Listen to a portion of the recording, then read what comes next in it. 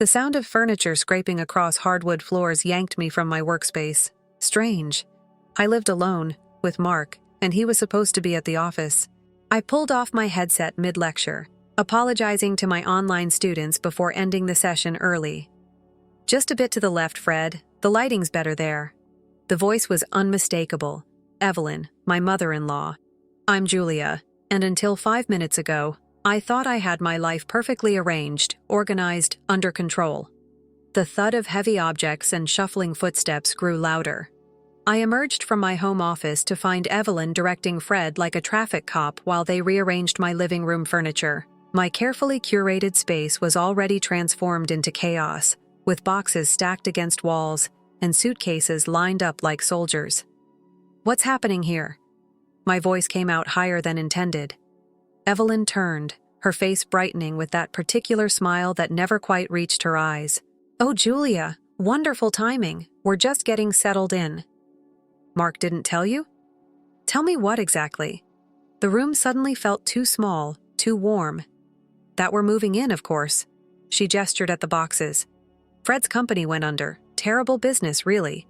And Mark insisted we come stay until we get back on our feet. Such a thoughtful son." My phone buzzed. A text from Mark. "Surprise! Mom and Dad needed help. Knew you'd understand. Love you." The betrayal hit like a physical blow.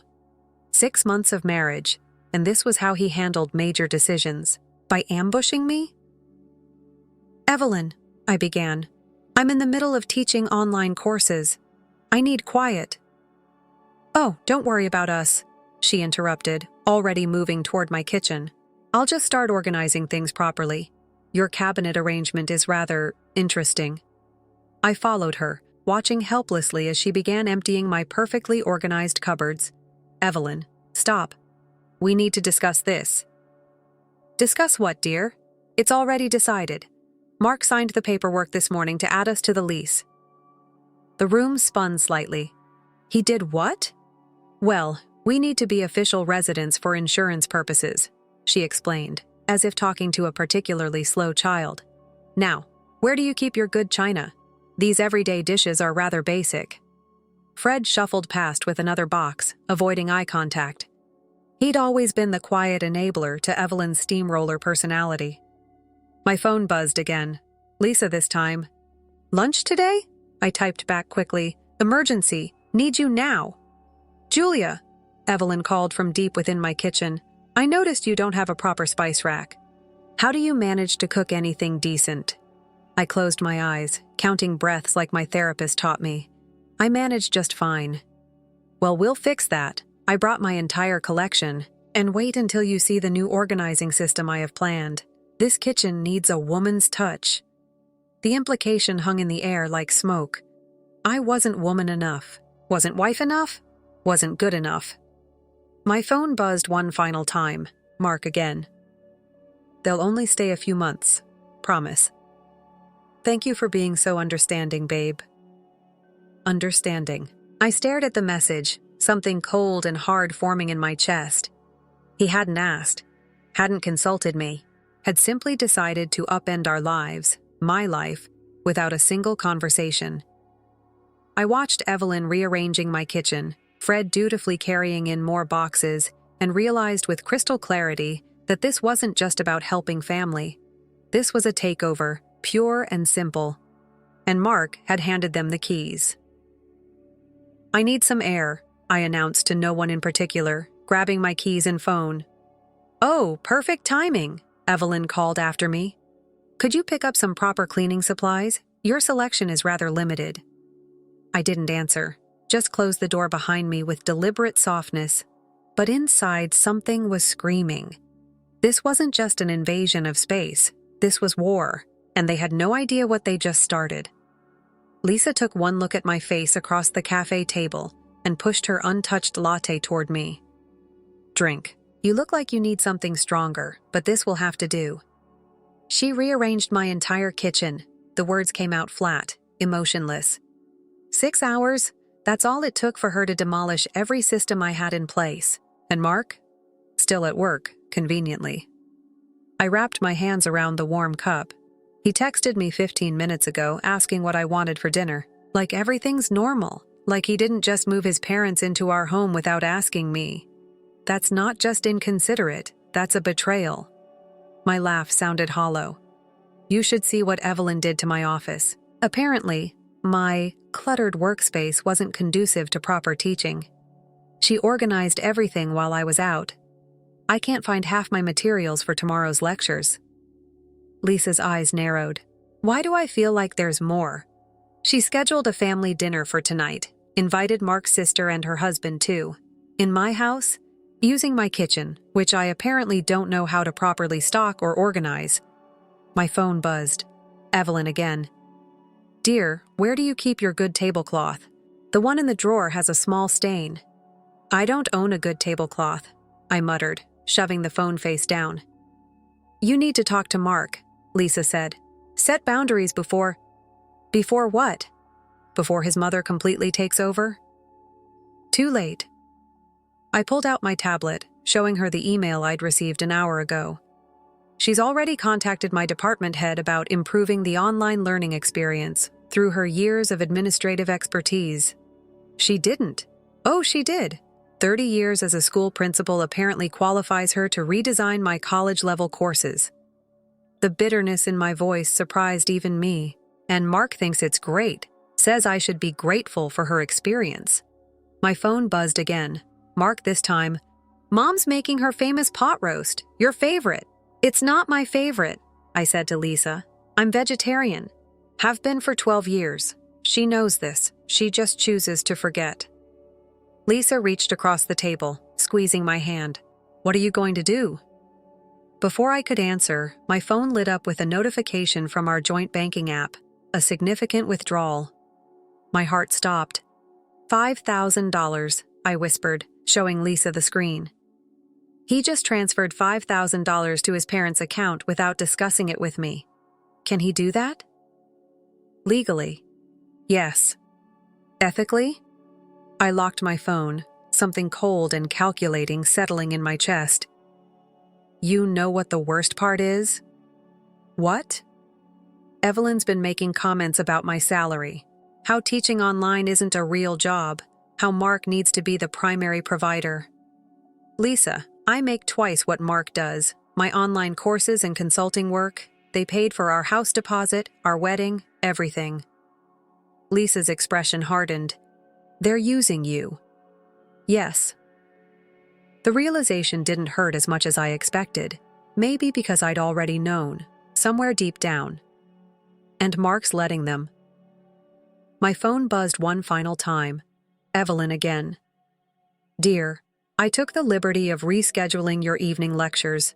Family dinner is more important. Mark agrees. I stood up, gathering my things with deliberate calm. I need to go home and teach my classes. In my office, with my schedule, and the family dinner. A small cold smile crossed my face. Oh, I'll be there. But first, I need to make a few calls, starting with our bank. What are you going to do?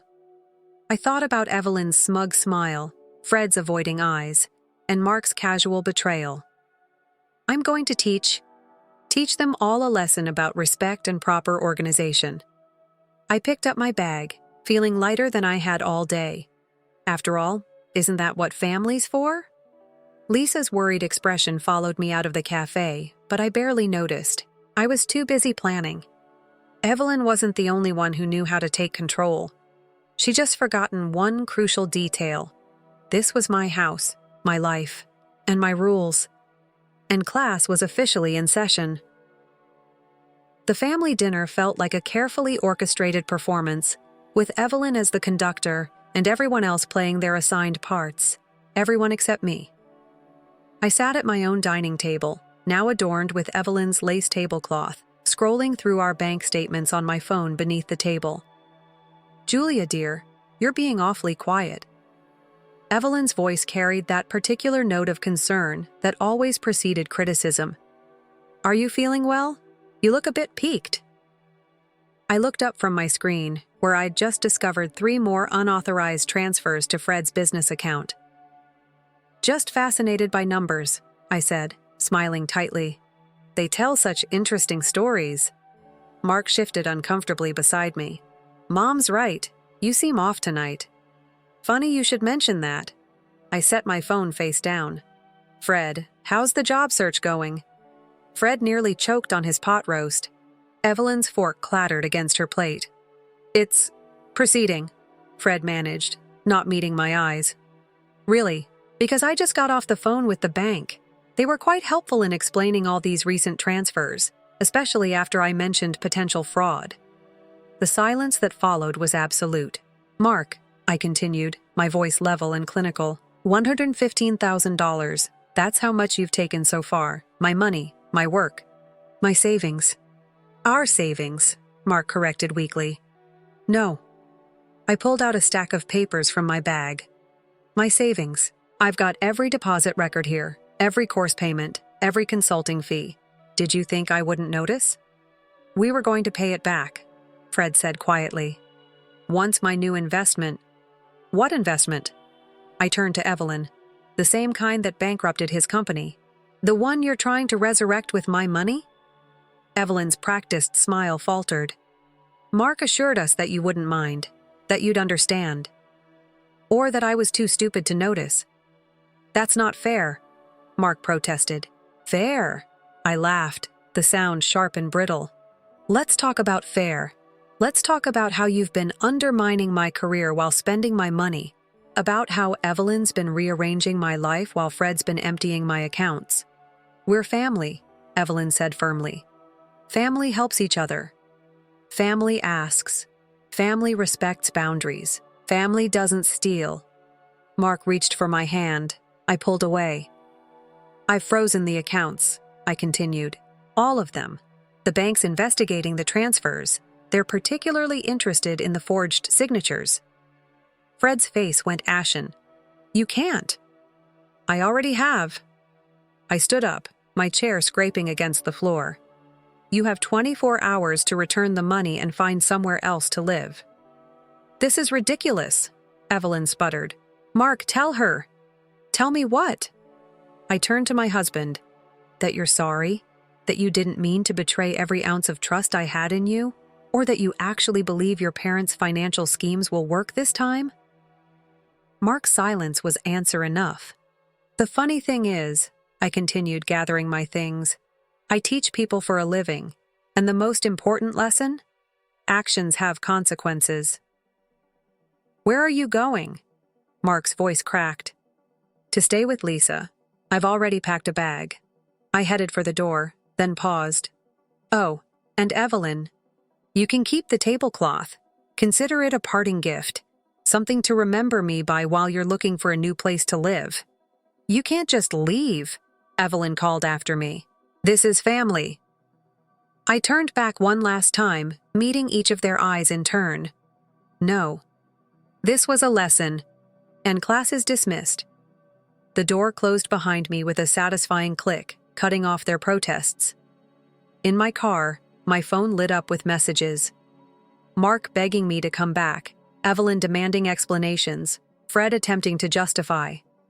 I ignored them all, starting the engine instead. They taught me something valuable after all. Sometimes the best revenge isn't just about getting even, it's about getting smart. Lisa's guest room felt like a sanctuary after 3 days of ignored calls and escalating texts. I sat cross-legged on the bed, sorting through financial documents when my laptop pinged with an email from my department head. Subject: Concerns about course structure.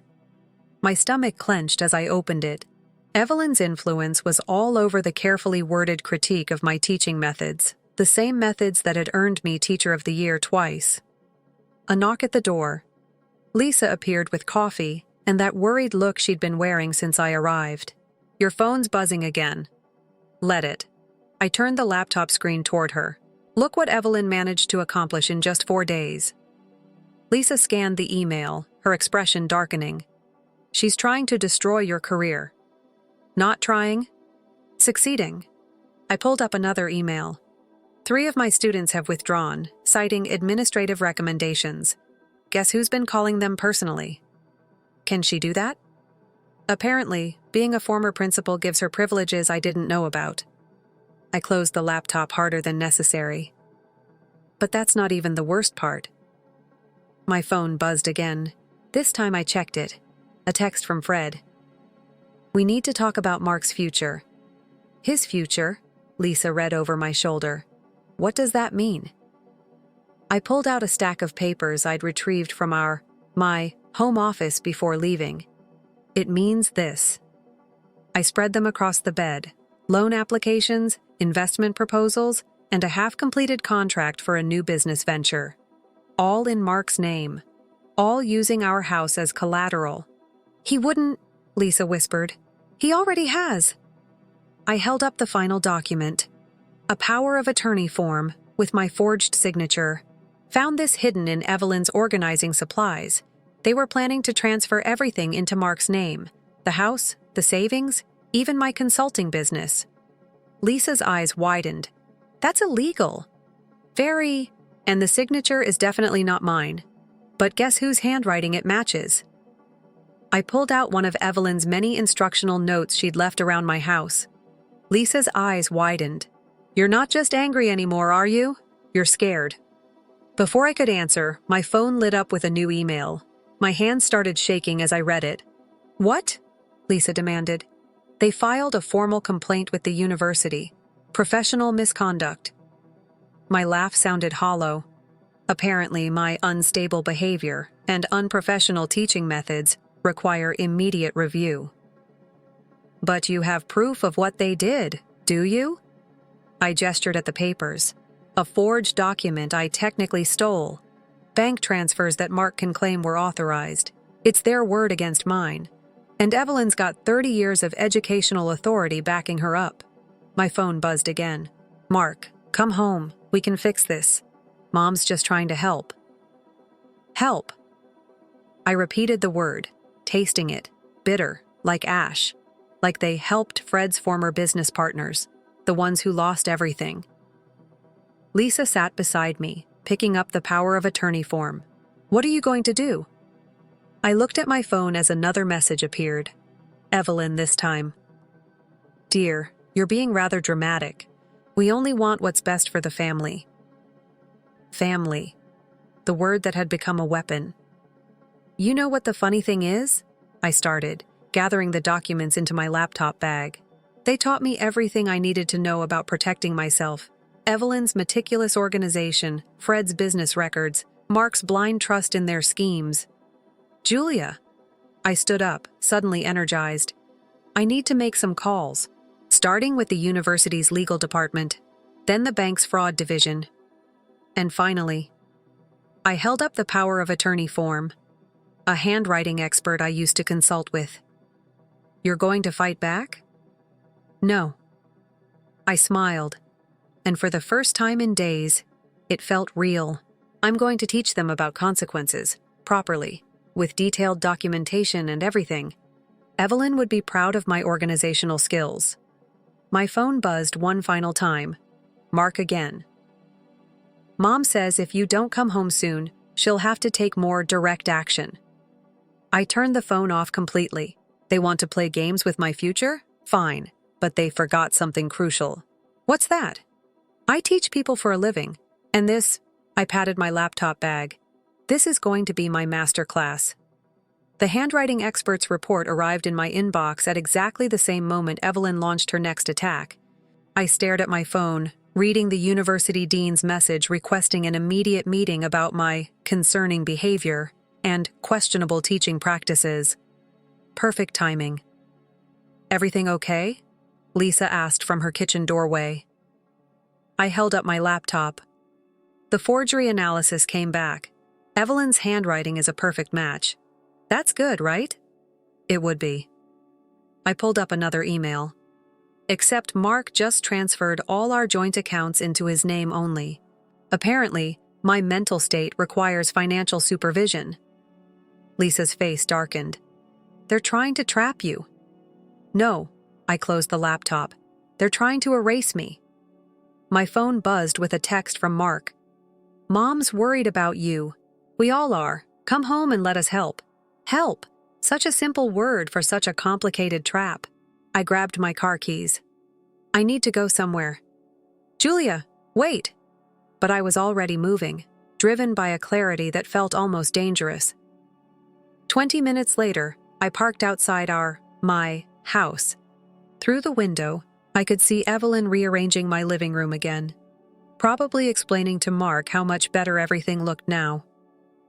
I didn't go in. Instead, I drove to the bank where Fred had opened his new business account, the same bank where Mark had been making those transfers. The manager's nameplate read, Sarah Chen. She looked up from the documents I'd spread across her desk, her expression shifting from professional concern to something sharper. "These transfers," she said carefully, "they're concerning. So is this." I placed the forged power of attorney form beside them, along with the expert analysis proving who actually signed it. She studied the papers, then me. "What exactly are you hoping to achieve here, Mrs. Wallace?" "Justice." I pulled out more documents. Evelyn's complaints to the university, Fred's failed business history, Mark's secret loan applications. But first, I need to understand exactly what they're planning. Sarah's eyes widened as she read. "This goes beyond simple family financial disputes." "I know." I leaned forward. "That's why I'm here, because I think you've seen this pattern before." She hesitated, then turned to her computer. "Frank Wallace. Yes, there was a previous investigation, several years ago. Similar patterns of behavior. What happened?" "The case was dropped. The primary witness withdrew their complaint." "I bet they did." Evelyn could be very persuasive when protecting her family's interests. My phone buzzed again. Evelyn this time. "We're having a family meeting tonight. Your attendance is required. We need to discuss your recent behavior." I showed Sarah the message. "They're planning something tonight." She gathered the documents carefully. "Mrs. Wallace, given what you've shown me, I strongly recommend you don't go home. Let us handle the investigation." "Investigation?" "I'm officially reporting this as suspected financial fraud." She met my eyes. "But these people, they seem dangerous. Not physically, perhaps, but they're trying to destroy everything I've built, my career, my finances, my reputation." "Exactly why you should let professionals handle this." I gathered my copies of the documents. "Thank you, Mrs. Chen, but I need to handle this my way. Mrs. Wallace, call me Julia." I paused at her door. "And don't worry, I'm not going to do anything rash." My phone buzzed one final time. "Mark. Mom's made your favorite dinner. Please come home. We can fix everything." I texted back for the first time in days. "You're right. Let's fix everything. Tonight?" Lisa was waiting when I returned to her house. "Where did you go?" I showed her the bank documents, the fraud report, everything. "I'm going home tonight." "Julia, no!" "Yes?" I started gathering my things. "They want to have a family meeting? Fine. But this time, I'm teaching the lesson. What are you going to do?" I looked at my reflection in Lisa's hallway mirror, barely recognizing the woman who stared back. "I'm going to give them exactly what they want. A proper family discussion, with proper documentation. Evelyn would be so proud." Evelyn's perfectly arranged dinner table felt like a stage set for an execution. Mine, presumably. The familiar pot roast steamed in the center, flanked by Mark's favorite sides. No vegetarian options, of course. "We're so glad you've come to your senses," Evelyn said, passing the potatoes. "This behavior has been quite concerning." I set my laptop bag beside my chair. "Concerning, that seems to be everyone's favorite word lately." Mark touched my hand. I didn't pull away, but I didn't respond either. "We're trying to help, babe." "Like you helped your father's previous business partners?" The words dropped like stones into the carefully maintained calm. Fred's fork paused halfway to his mouth. "That's ancient history." "Is it?" I pulled out the bank records. "Because the pattern looks remarkably similar. Unauthorized transfers, forged documents, mysterious business ventures that never quite materialize." Evelyn's smile tightened. "Dear, you're obviously unwell." The stress of teaching has made me more observant. I laid out the power of attorney form. Like observing how your handwriting matches this forgery perfectly. Mark stood abruptly. That's enough. Actually, it's not. I produced more documents. The bank's fraud department found some interesting connections, previous complaints that mysteriously disappeared. Witnesses who suddenly changed their stories. You went to the bank? Fred's voice cracked. I went everywhere. The university, where Evelyn's been systematically undermining my career. The loan office, where you've been using my house as collateral. Even your old business partners. Evelyn's composure slipped. You had no right. I had every right. It's my life you're trying to steal. We're trying to protect you, Mark insisted. Protect me by emptying my accounts, destroying my reputation, filing complaints about my mental health? You need help, Evelyn said firmly.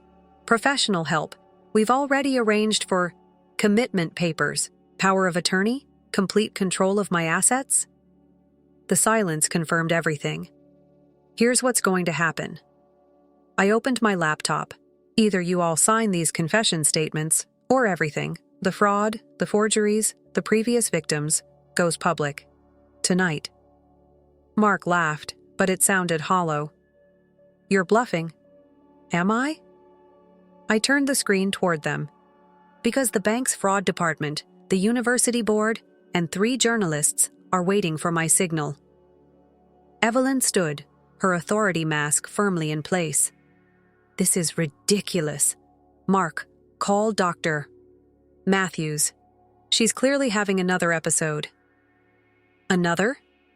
I raised an eyebrow. You mean the ones you've been fabricating in your complaints? Mom's right, Mark said softly. You need help. They were closing ranks. I could feel it happening, see it in their synchronized movements as they stood together. Actually, I reached for my phone. I have help. The doorbell rang. Evelyn moved to answer it, but I was faster. Sarah Chen stood there, flanked by 2 police officers and a man in a suit. Mrs. Wallace? Sarah nodded. Are you ready to make your official statement? I turned back to the dining room, where my family, no, not family anymore, sat frozen. Yes, I think I am. This is absurd, Evelyn sputtered. Mark, do something. Mark looked between his parents and me, panic rising in his eyes. Julia, please, we can work this out. Like you worked it out with the Hendersons? I asked quietly. Or the Patels, or any of the other families you've destroyed. Fred stood suddenly. I'll tell you everything. Frank. Evelyn's voice cracked like a whip. No, Evelyn, it's over. He turned to the officers. I'll give you all of it. Every scheme, every victim, every detail. Mark grabbed my arm. Don't do this, please, they're my parents. I looked at his hand on my arm, then at Evelyn's crumbling facade, and finally at Fred's defeated posture. That's exactly why I have to. The officers moved in, and I watched my marriage, my in-laws, and my old life collapse in a series of Miranda warnings and handcuffs. Evelyn's last words as they led her out still rang with authority. You'll regret this. Family protects family. No, I said to the empty doorway. Family respects family, and you never learned the difference. The police station's interview room felt smaller with each passing hour. I sat across from Evelyn, watching her perfectly maintained facade crack under the weight of Fred's confession. He doesn't understand what he's doing, she said, smoothing her already immaculate blouse. Fred's always been weak under pressure. Like your previous victims? I placed another file on the table. The Hendersons lost everything. Their daughter had to drop out of college. Business is complicated. Her smile remained fixed, professional. You wouldn't understand. I understand perfectly. It's about control, isn't it? Like rearranging my kitchen, criticizing my teaching, trying to commit me. A flicker of something. Fear? Anger. Crossed her face. We were protecting you. From what? My own success? My independence? From yourself? The words exploded from me, shattering her composure. You're just like them. The others. Too stubborn to see what's best. I leaned forward. Best for whom, Evelyn? For family. Her voice cracked on the word. Mark needs stability, structure. You were supposed to provide that, but instead, I refused to be controlled. The door opened. Mark entered, looking haunted. Mom, they want your formal statement. Evelyn reached for his hand. He stepped back. Mark? Her voice, suddenly small, uncertain. They showed me everything. He wouldn't meet her eyes. The other families? The lawsuits. Dad's confession. We did it for you, Evelyn said. Was it? I asked quietly. Or was it for your need to control everything? Everyone? She turned on me, mask gone, raw desperation in its place. You don't understand. I had to protect him. Had to make sure he had everything. After what happened with his father's business. After we lost everything the first time. So you decided to take everything from others instead. Mark's voice shook. Did you really forge those documents? Try to have Julia committed? Evelyn's composure crumbled entirely. You needed someone stable. Controllable. She was ruining everything with her independence, her career, her strength, I finished. Her refusal to be broken. I did what I had to do. Evelyn's hands trembled as she gripped the table. Like I always have. Someone had to be in control. Someone had to protect this family. By destroying others? Mark asked. By trying to destroy my wife? She was never right for you. Too strong-willed, too independent, just like... Evelyn stopped abruptly. Like your mother. I watched understanding dawn in Mark's eyes. That's what this is really about, isn't it? Your own mother's independence? Her refusal to let you control her life. Evelyn sank back into her chair, something vulnerable and ancient crossing her face. She left us. Left me. I swore I'd never let that happen again. Never let anyone else's independence tear apart my family. So you tore apart other families instead? Mark's voice was hollow. God, Mom, what did you turn us into? A knock at the door. The detective entered. Mrs. Wallace, we're ready for your statement now. Evelyn straightened, trying to gather her dignity. Mark, tell them we did everything for you. But Mark stepped back, taking his place beside me. No, Mom, you did it for yourself, and now you have to face that. As they led Evelyn out, she turned one last time. Family protects family, she whispered, but this time it sounded like a question. No, I replied softly. Family respects family, and sometimes, respect means letting go. The door closed behind her, leaving Mark and me in silence. He reached for my hand, then stopped himself. I don't expect forgiveness, he said quietly. Good. I gathered my things. Because this isn't about forgiveness. It's about consequences. What happens now? I paused at the door, thinking of Evelyn's desperate need for control, of Fred's weakness, of Mark's complicity. Now everyone learns to live with their choices, including me. The door clicked shut behind me, final as a judgment. The university auditorium buzzed with anticipation. I adjusted my microphone, scanning the faces of educators and students gathered for the conference on financial abuse and family manipulation. Control doesn't always wear obvious chains, I began, my voice steady. Sometimes it looks like love. Sometimes it sounds like protection. In the front row, Lisa gave me an encouraging nod.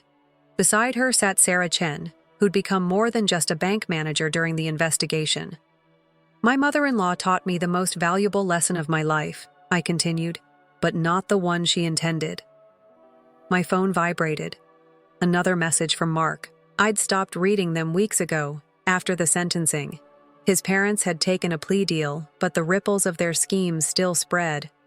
Former victims were coming forward, sharing stories that echoed my own. Financial abuse thrives in silence, I told the audience. It grows in the spaces between family loyalty and protecting our own. Movement at the back of the auditorium caught my eye. A woman slipped in late, her posture rigid with familiar authority. Evelyn's sister, Margaret.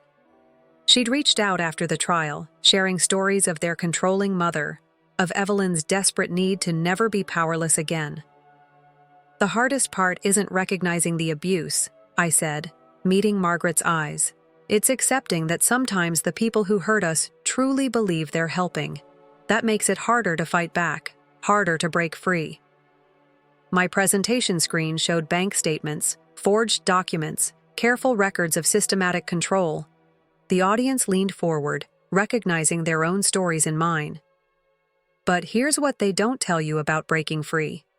I switched to the final slide, a photo of my reorganized home office, my restored class schedules, my life rebuilt on my terms. It's not about revenge, it's about reclaiming yourself. The questions afterward were always the hardest part. Not because they were difficult to answer, but because as each one revealed another person trapped in their own version of my story. "How did you know when to fight back?" a young woman asked, her voice trembling. "When I realized that protecting yourself isn't selfish," I answered. "It's necessary." After the presentation, Margaret approached my podium. "Evelyn asked me to give you this." She held out an envelope. I didn't take it. Is it an apology or a justification? Neither. It's a thank you. Margaret placed the envelope on the podium. "You did what I never could, showed her that control isn't protection." "Is she getting help?" "Yes. In prison, ironically. She's finally learning to let go." I nodded, leaving the envelope unopened. Some chapters didn't need a final reading. Lisa joined me as I packed up my materials. "Another successful presentation. The university wants you to develop a full course on financial abuse awareness." "I know." I smiled, remembering Evelyn's criticism of my teaching methods. Apparently, my unconventional approach had value after all. Speaking of value, Sarah Chen appeared, holding a folder. 3 more cases identified from Fred's records, families who might need your help navigating the recovery process. I took the folder, thinking of Evelyn's perfectly organized kitchen, her meticulous plans, her desperate need for control. In trying to destroy me, she'd given me a new purpose. "You never answered my question," Lisa said as we left the auditorium. "Was it worth it? The pain? The betrayal? All of it?" I paused, watching students discuss the presentation, seeing the recognition and determination in their eyes. "Worth isn't about what you lose," I said finally. "It's about what you refuse to let others take." My phone buzzed one last time. Evelyn's number, though she wasn't supposed to have phone access. I deleted it without reading, just as I had every message since the trial. Some lessons didn't need repeating. Some teachers needed to learn that their students had outgrown them. And some victories weren't about winning at all, but about walking away strong enough to help others find their own path to freedom. Story 2. As the main provider for her family for the last 3 years, Emily Carter's life has been centered around endless duties. She used almost every income to pay for her family's necessities, including groceries, electricity, rent, and Chloe's personal gains. Despite her sacrifices, Emily's hard-earned money appeared to disappear before she could spend it on herself. In her household, gratitude was an uncommon guest. Emily's mother mentioned Emily's financial contributions one evening. Her voice was abrasive and accusing. "Emily, I've observed that you no longer express gratitude for all we do for you. After all, you live here for free. You have a right to contribute." Halfway to her mouth, Emily froze her fork. "I've been paying you almost my whole paycheck for the past 3 years, Mom. This roof over our heads and everything else has been paid for by me. Do you not believe that calling me ungrateful is unfair?" The look on her mother's face hardened. "Without us, Emily, you couldn't have attended college. Don't you have an obligation to support your families?" Chloe, who was sitting close by with her phone in her hand, said without raising her head, "You are the oldest indeed. That's what you should do." Emily's jaw tightened, anger seething under the surface. She looked at her father, who was sitting quietly as usual and would not speak out. As her parents relished their relaxed retirement, her bitterness increased with each minute, and Chloe blindly depended on her for support. Emily was caught up in a never-ending cycle of work and responsibilities. Emily frequently questioned why her sacrifices were ignored for so long. To keep her family stable, she had postponed her own goals and aspirations. She couldn't recall the last time she had taken a day off without feeling bad or purchased anything nice for herself. She felt as though she couldn't afford even the little pleasures, like going out to eat with friends. However, rather than viewing her efforts as a sacrifice, her family viewed them as an expectation. Emily felt even more alone as a result of her mother's combative tone. She was emotionally exhausted by the ongoing financial strain, and her previously intimate connection with her family had become a transactional one. "How come this weight is supposed to fall solely on me?" Emily's voice trembled with a mixture of fatigue and rage as she inquired. "You all get to enjoy life without doing a thing, but I have to give up everything since I work full-time." Her mom laughed. "Emily, we've done our share. For years, your father and I put forth a lot of effort to provide you with a comfortable existence. It's your chance to take the initiative now." "That doesn't mean I have to give up my life, though," Emily fired back. "For everything I've done, I deserve some recognition and some independence." There was quiet as her words lingered in the air. Chloe rolled her eyes and mumbled to herself, "Drama queen." Emily became even more frustrated as the emotional toll of her family's disdain started to mount. Knowing that she would be greeted with more demands and no gratitude, Emily began to dread returning home from work. The burden of continual pressure caused her once vibrant personality to fade. She began to wonder if she had been tricked into thinking she owed the family her life, or if her participation in their household was genuinely motivated by love.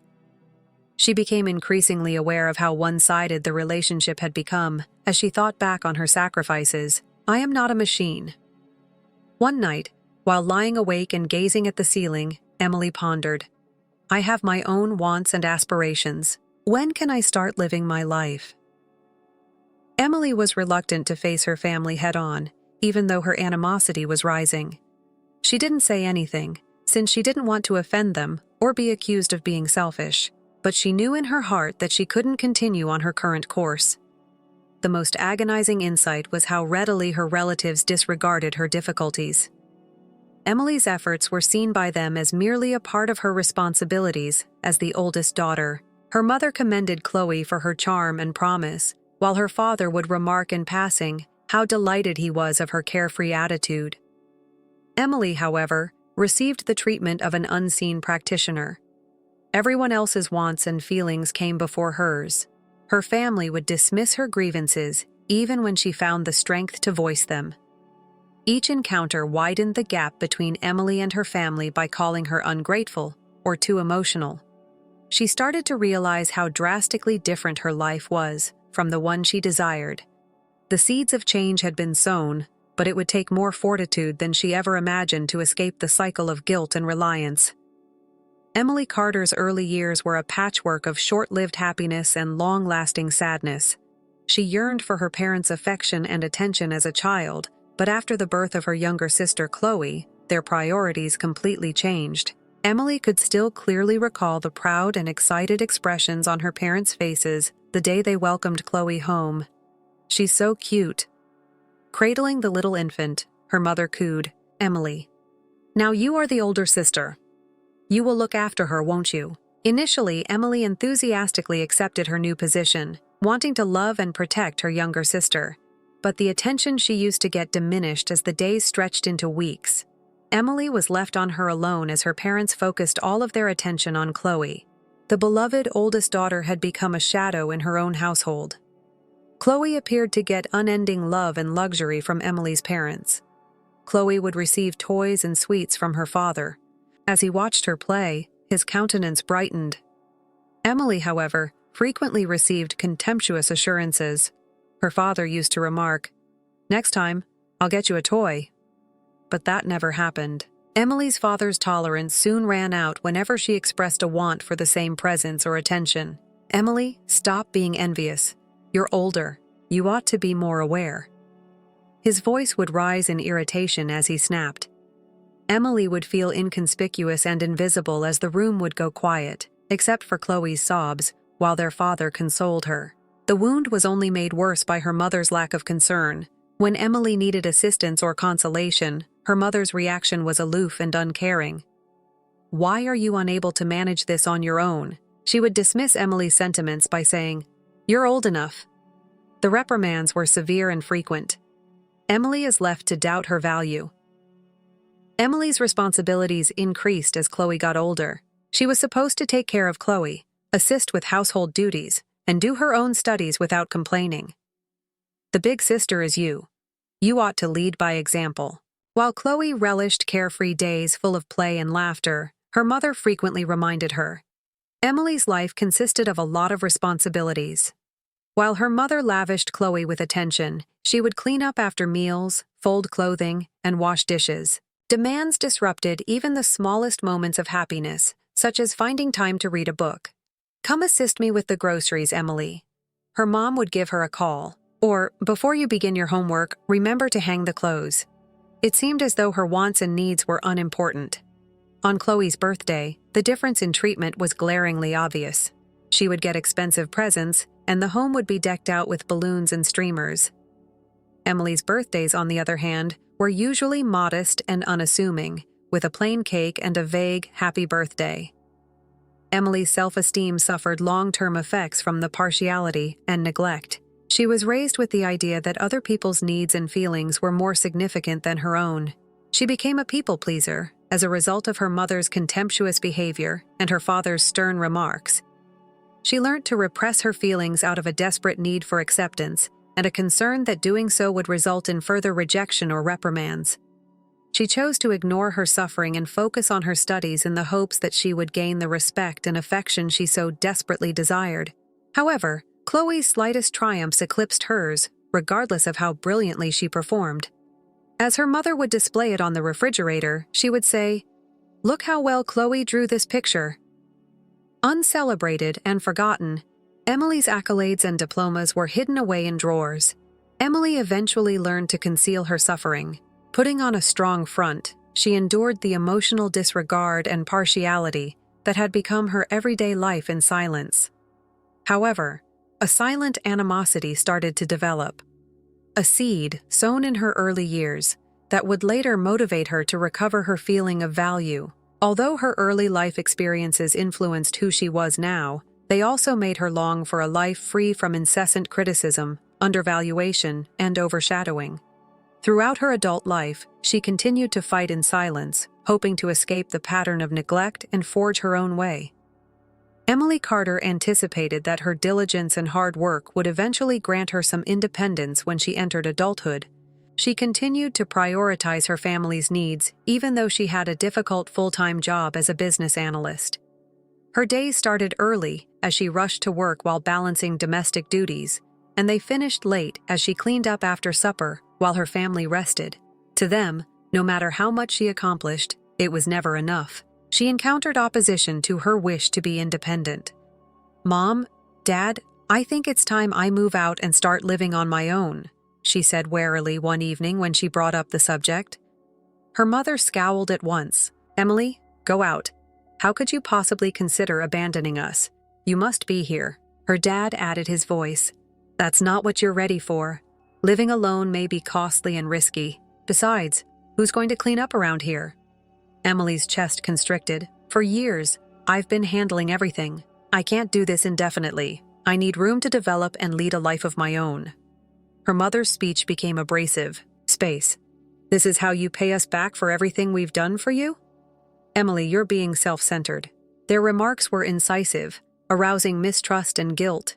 Though they are continual reminders of past sacrifices and covert charges of ingratitude, Emily was aware that they depended on her financially, felt like shackles preventing her from going after her goals.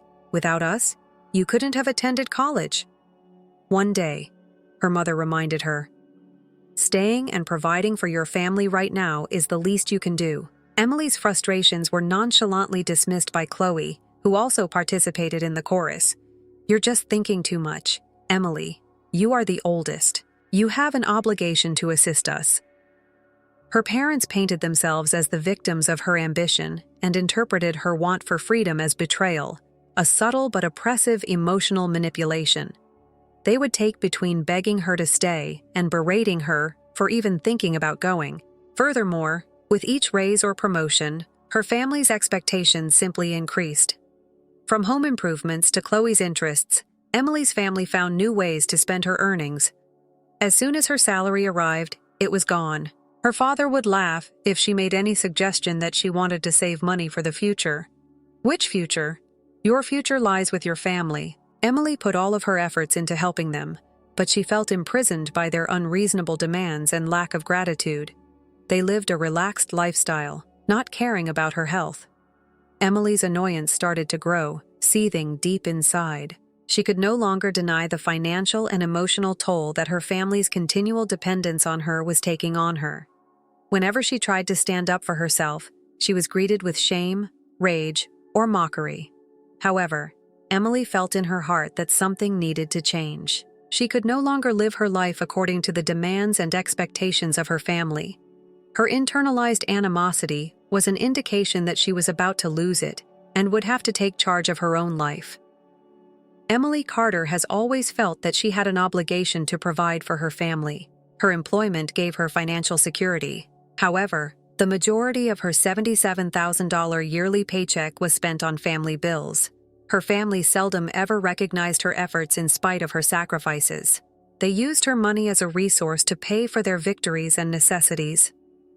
The burden of duty became too much for Emily to bear, leaving her with nothing to save or enjoy for herself. Emily's life was all about work and meeting her family's never-ending needs. She had little time for enjoyment or personal development. Although remorse and a sense of duty held her back, she yearned for independence. One day, Emily's employer offered access to a workplace counselor as part of their employee wellness program.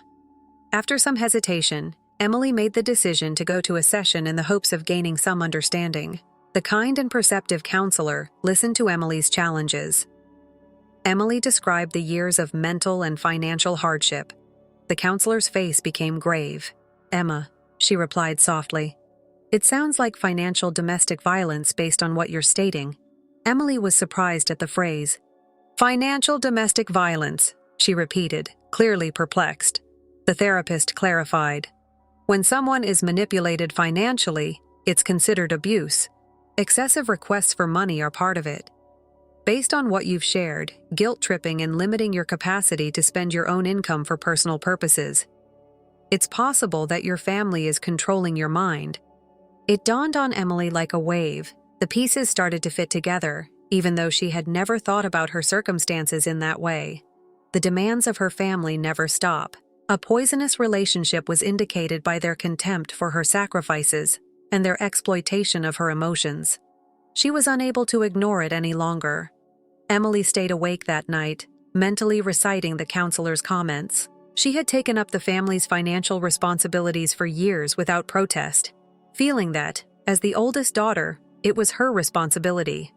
However, she now realized how severely her mental and emotional health had been impacted by her family's actions. The next morning, she plucked up the strength to go to her parents. "Mom, Dad, I've decided," she said firmly. "I'm leaving." Her mother's shocked eyes grew wide. "Don't be silly, Emily. You must be here." Her father's tone was stern, and he crossed his arms. "This is how you pay us back for everything we've done for you?"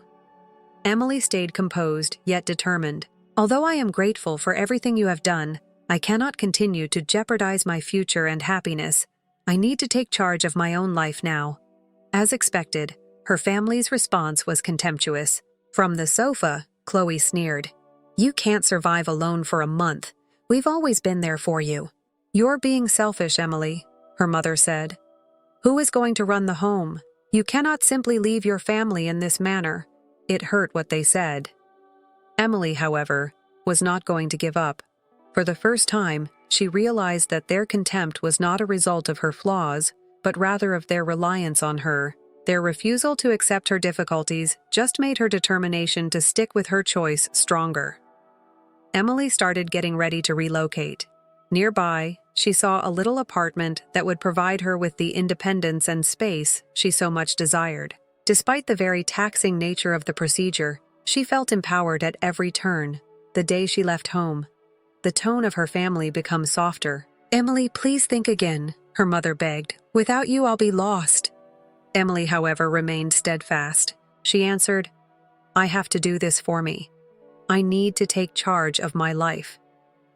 She had a mixture of relief and melancholy as she left through the door. She felt free for the first time in years, even though she knew the journey ahead would not be simple. Free to put her own pleasure first and create the future the way she wants it. It was Emily Carter's time to face her family and take charge of her life. She had finally made the decision to leave them after years of letting their incessant demands take precedence over her happiness. The living room was filled with her relatives. They sensed a finality in Emily's tone that they had never heard before. "I've decided," Emily said firmly. Despite the knot in her stomach, she spoke steadily. "I'll be leaving next week." Disbelief instantly clouded her mother's face. "You can't be serious, Emily. We've been a family all along. How could you possibly consider abandoning us?" Chloe grinned as she relaxed on the couch. "I wish you luck in handling everything by yourself. It's the first time you've lived alone. You'll return in a hurry." Emily turned to face her father, who sat quietly, ignoring her sister's sarcastic comment. Crossed arms. When he did speak, his voice was sharp. "Emily, you're being self-centered. This is how you pay us back for everything we've done for you? You are aware of our reliance on you." Tears filled her mother's eyes. She tried another tactic, her voice trembling. "Think of us, Emily. We're growing older. If you go, then who will look after us? Your father put a lot of effort into providing you with a comfortable life." "She still needs you, Chloe." Emily experienced the well-known twinge of guilt. She didn't allow it to take hold this time, though. With an unwavering voice, she stated, "I've been there for this family for years. My life has been put on hold. Almost everything I've earned has been given to you. Now I have to live for myself. I can't keep sacrificing my future." Her father scoffed. "You'll regret this, Emily. Living alone isn't as easy as you think. What happens when you struggle? Who will you turn to then?" Her mother chimed in. "We've given you so much, Emily. The least you can do is stay and help us. Don't be so cold-hearted." Emily took a deep breath, studying herself against their barrage of guilt and accusations. "I'm not abandoning you," she murmured, addressing their gaze. "But I can't keep living like this. I deserve a chance to establish my own life, just like you had yours." Chloe rolled her eyes and mumbled to herself, "Drama queen." But Emily didn't falter. She had come too far to turn down now. Her family's appeals got increasingly frantic, but Emily stayed firm. "I've made my decision," she said firmly. "This isn't about abandoning someone. It's about finally prioritizing myself." As Emily moved into her room to pack, her family sat astonished. Their emotional manipulation failed for the first time. Her heart felt heavy, yet a strange sense of freedom began to emerge within her. For years, she had lived for others, but now she was choosing herself. She knew the path ahead would be tough, but as she closed her door, she felt a weight lift. There was no going back from this initial move toward taking back her life. For Emily Carter, moving out was both thrilling and scary. She was alone for the first time in her life, liberated from her family's incessant expectations and demands. She felt lonely in her tiny apartment in the suburbs of New York, but tranquil. A far cry from the mayhem she had left behind, she had to get used to living alone, which made the first several days difficult. Emily had to climb a steep learning curve from setting up utilities to handling her own budget, but as time went on, she began to enjoy her newfound freedom. Emily could finally spend her salary for herself without having to worry about meeting her family's financial expectations. She started experimenting with small pleasures like going out to eat, remodeling her flat, and picking up long-forgotten pastimes. In years, for the first time, she believed she was in charge of her own life. Her family's circumstances at home drastically changed. Without Emily's financial assistance, they had a hard time getting by. Her parents struggled to pay for home expenditures because they were retired and had little money saved. Chloe, who had always depended on Emily's income, had to face the truth about their financial situation. The family started contacting Emily frequently out of desperation. Her phone was inundated with texts and calls begging her to come back. "Without you, Emily, we couldn't accomplish this," the voicemail from her mother begged. "Please return. We were mistaken." Emily, however, remained steadfast.